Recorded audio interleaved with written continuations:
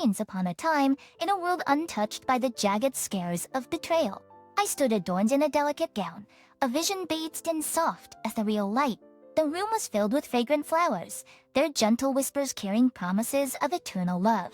Friends and family gathered, their faces illuminated by the joy of the occasion, their smiles reflecting a future filled with hope. He stood at the altar, my husband-to-be, looking like something conjured from a dream. His eyes, deep pools of sincerity, met mine, and in that instant, I felt a connection that transcended mere words. As we exchanged vows, our voices trembling with emotion, the universe seemed to hold its breath, blessing our union with a sacred silence. "Husband, are you ready for this journey, my love?" he whispered later, as we danced beneath a canopy of twinkling stars. The music swirled around us, a melodic embrace that felt like destiny. "Me."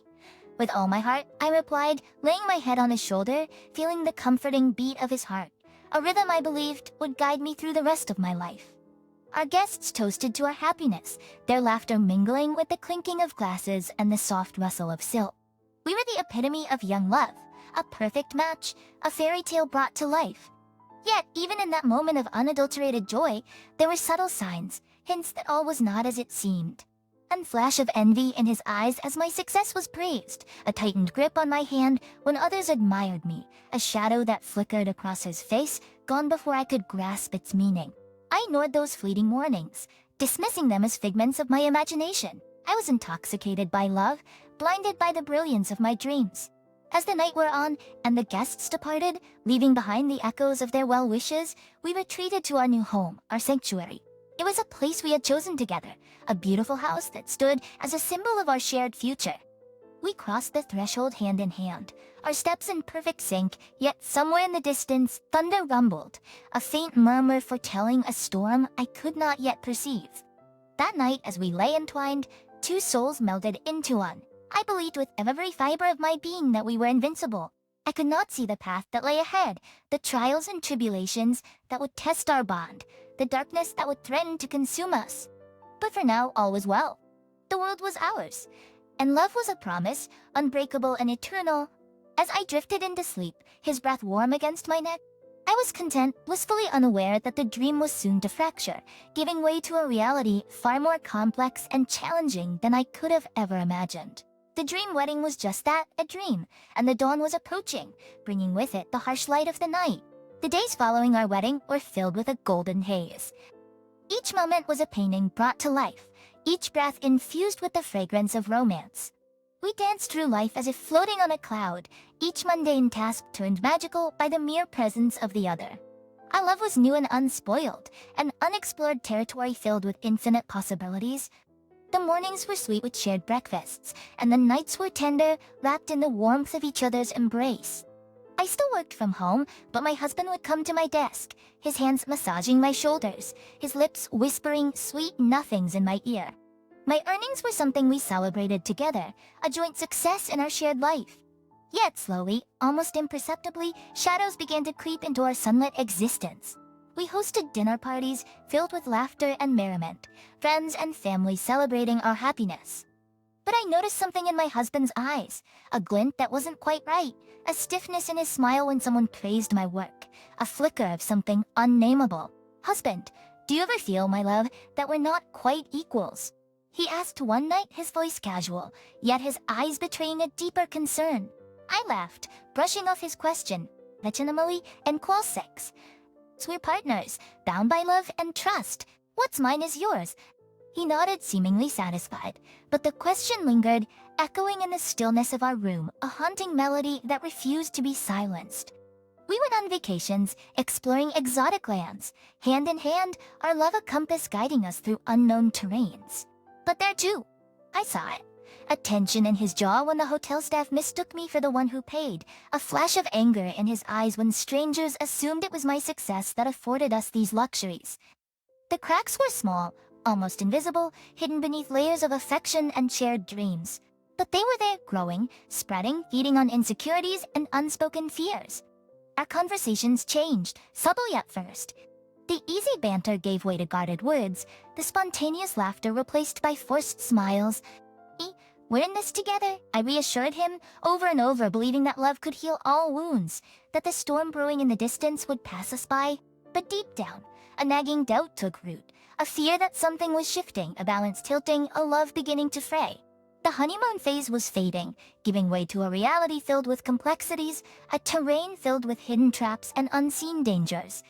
And I, blissfully naive, continued to dance, unaware that the music was changing, the rhythm becoming discordant.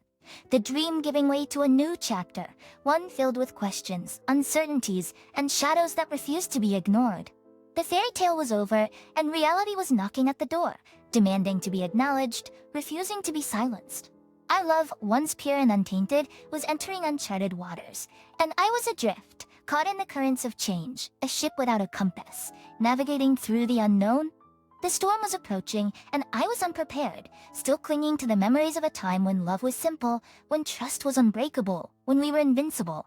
But those days were gone, and a new chapter was beginning, one that would test us, challenge us, and reveal truths I was not yet ready to face. Each time, that ever-flowing river carried us forward, a relentless tide that refused to be tamed. The days turned into weeks, the weeks into months, and the golden haze of our honeymoon phase began to wane, replaced by the stark reality of daily life. The house we had chosen with such love and care became a battleground, each room echoing with the unspoken words that hung in the air like thick fog. His eyes, once filled with warmth and adoration, now bore a chill that sent shivers down my spine. "Husband, what do you even do all day?" He would snap, his voice dripping with disdain as he watched me toiling away at my remote work.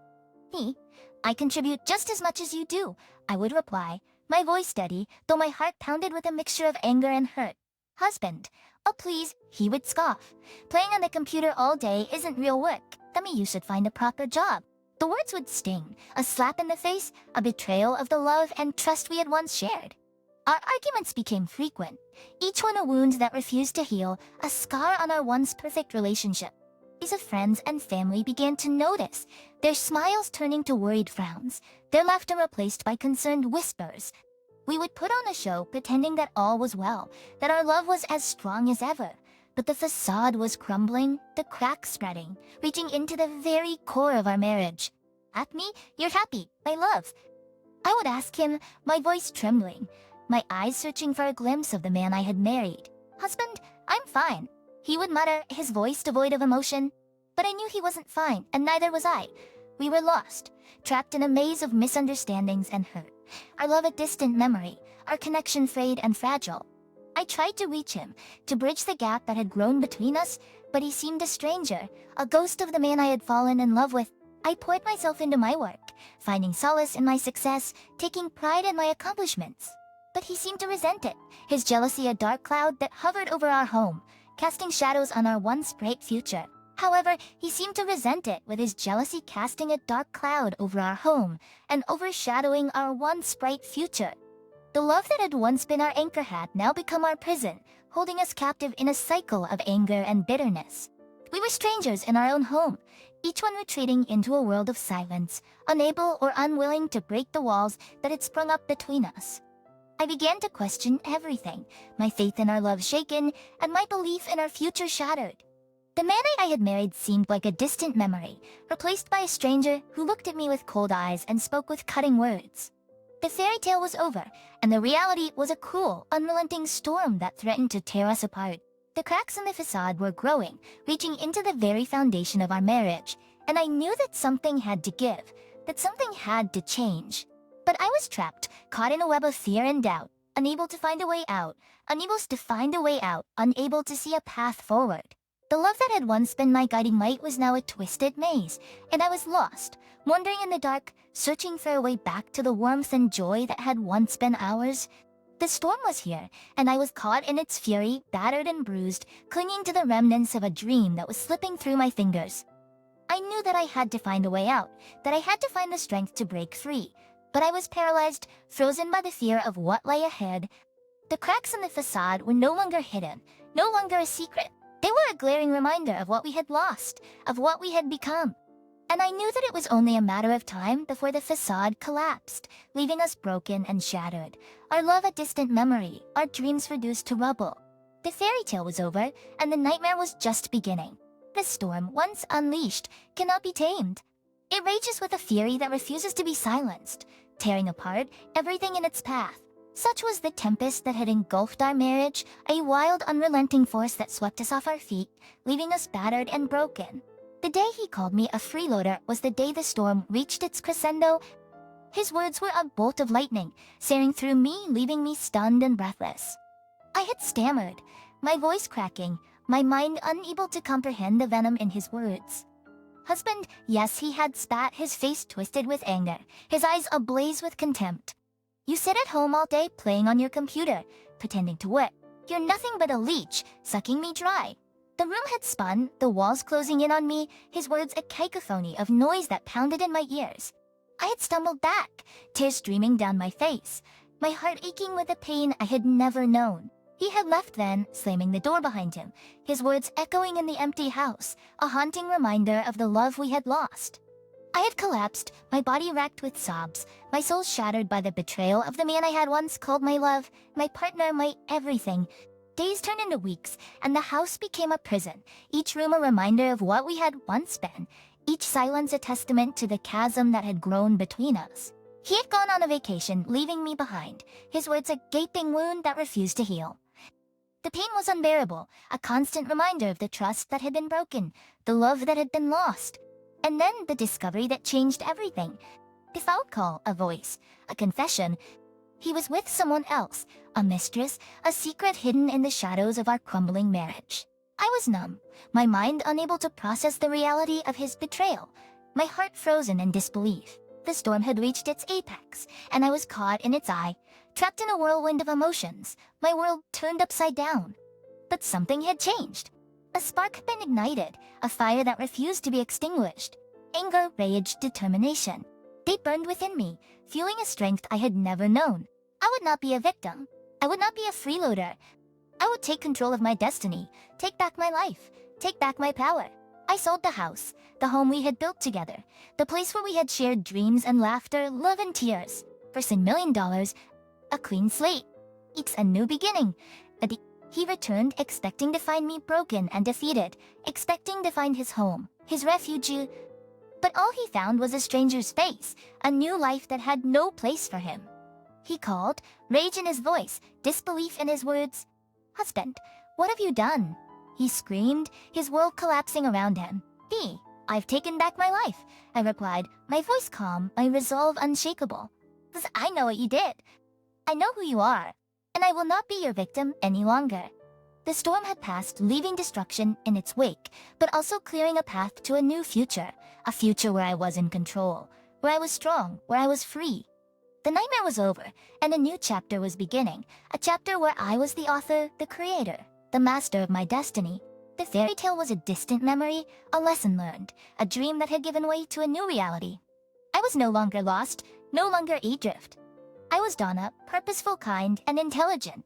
And I was ready to face the world, armed with the wisdom of the storm, guided by the strength of my conviction, unbreakable, unshakable, unstoppable. The storm had been unleashed, and I had emerged from its fury stronger, wiser, and ready to conquer the world. The dawn after the storm is a sight to behold. Ups and treatments, the world, once dark and tumultuous, is bathed in a soft golden glow, the air fresh and clean, filled with the promise of a new beginning. Such was the dawn of my new life, a life untainted by betrayal, unburdened by resentment, a life of my own making. The house once filled with love and laughter now belonged to someone else. A chapter closed, a door firmly shut. In its place, a world of opportunities lay before me, a horizon unexplored, a journey yet to be embarked upon. I found myself standing at a crossroads, the path behind me strewn with the debris of a broken dream, the path ahead leading to destinations unknown, adventures unimagined. I was Donna, but I was also something more, something transformed, something reborn. The ashes of my past had given way to a phoenix, a creature of strength and beauty, a symbol of resilience and renewal.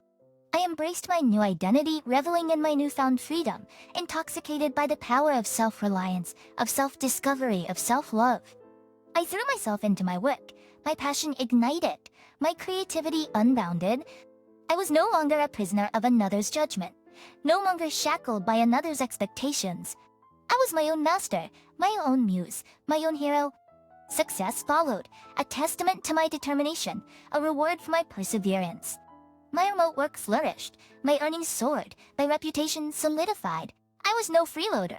I was a force to be reckoned with, a woman of substance, a woman of power. But with success came reflection, a time to look back, to understand, to heal. The wounds were still there, scars on my soul, reminders of the pain, the betrayal, the loss. I sought therapy, a safe space to unravel the threads of my past, to make sense of the chaos, to find peace in the turmoil. I cried. I raged. I mourned. I faced the demons that had haunted me, the shadows that had plagued me, the fears that had paralyzed me. And in the midst of the darkness, I found light, a spark of understanding, a glimmer of forgiveness, a beacon of hope. I forgave him, not for his sake, but for mine. I released the anger, the bitterness, the resentment, letting them go like leaves on the wind, carried away by the currents of time, leaving me unburdened, unencumbered, free. I also forgave myself for the mistakes, for the blindness, for the naivety. I embraced my imperfections, my flaws, my humanity. I found friends, true friends, companions on the journey, supporters in the struggle, confidants in the joy and sorrow. I found love, not the love of romance, but the love of self, the love of life, the love of the adventure that lay ahead. I found peace, a tranquility that settled over me like a gentle breeze, a calm that pervaded my being, a serenity that whispered of contentment, of fulfillment, of joy. I stood at the dawn of a new day, a new chapter, a new life. The storm had passed, the phoenix had risen, and I was ready to soar, to explore, to create, to live. I was Donna, purposeful, kind, intelligent, and I was ready to embrace the world, to embrace myself, to embrace the endless possibilities that awaited. I was free,